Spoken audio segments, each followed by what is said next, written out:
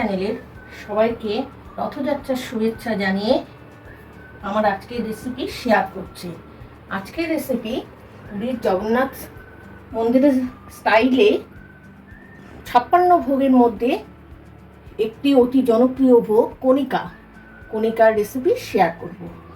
কণিকা রাঁধতে আমাদের বাসমতি চাল নিয়েছি, তেজপাতা লাগবে, ঘি লাগবে। একটা মশলা তৈরি করে নেব। গোটা জিরে আছে, গোলমরিচ আছে, জায়ফল অল্প দিচ্ছি, মেইন গন্ধ থাকবে দারচিনির, লবঙ্গ অল্প দিচ্ছি, এলাচি অল্প দিচ্ছি, আর এখানে আখের গুড় লাগবে। এই বাসমতি চালটাকে আমি আধা ঘন্টা ভালো করে ধুয়ে ভিজিয়ে রেখে ছাঁকনিতে জল ছেঁকে শুকিয়ে নিয়েছি। এবার আমি রান্না শুরু করব। কণিকা ভোগ রান্না করতে হয় মাটির পাত্রে, কিন্তু আমি আমার মতন করে চেষ্টা করছি রান্না করার। যে বাটিতে 1 বাটি এর চাল নিয়েছি তাই 2 বাটি জল নেব।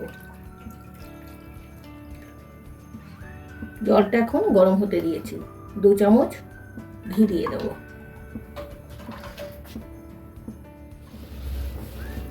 জলটা আমার ফুটে উঠেছে, এর মধ্যে আমি 2টো তেজপাতা দিয়ে দিচ্ছি ছোট ছোট, আর বলেছি 1 বাটি চাল 2 বাটি জল, এই চালটা দিয়ে দিচ্ছি।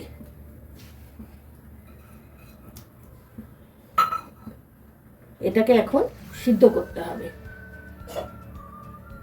ঢেকে দিলাম।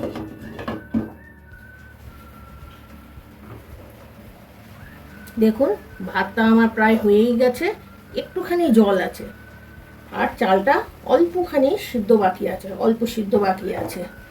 করে রক সল্ট দিয়ে দিলাম আমার অনুপাতে।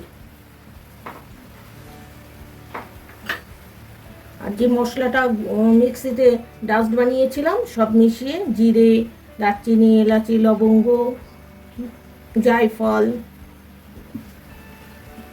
গোটা জিরে, সেটা আমি 1 চামচের মতো ছড়িয়ে দিলাম। আর আখের গুড় দিয়ে করতে হয়, চিনি ব্যবহার করতে নেই। এবার আখের গুড়টা দিয়ে দিচ্ছি, দিয়ে ভালো করে মিশিয়ে নেব। আগে আবার ঢেকে দেব।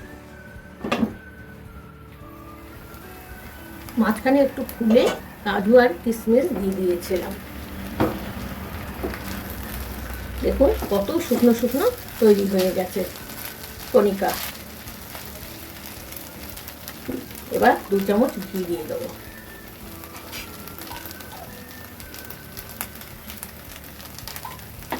দিয়ে ভালোভাবে নেড়ে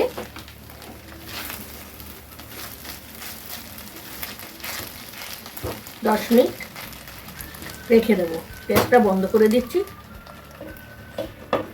কণিকা ভোগ আমার কমপ্লিট। আপনারাও এইভাবে ভোগ নিবেদন করার আগে সাজিয়ে রথযাত্রার দিন তৈরি করে দেবেন জগন্নাথের পুজোয়।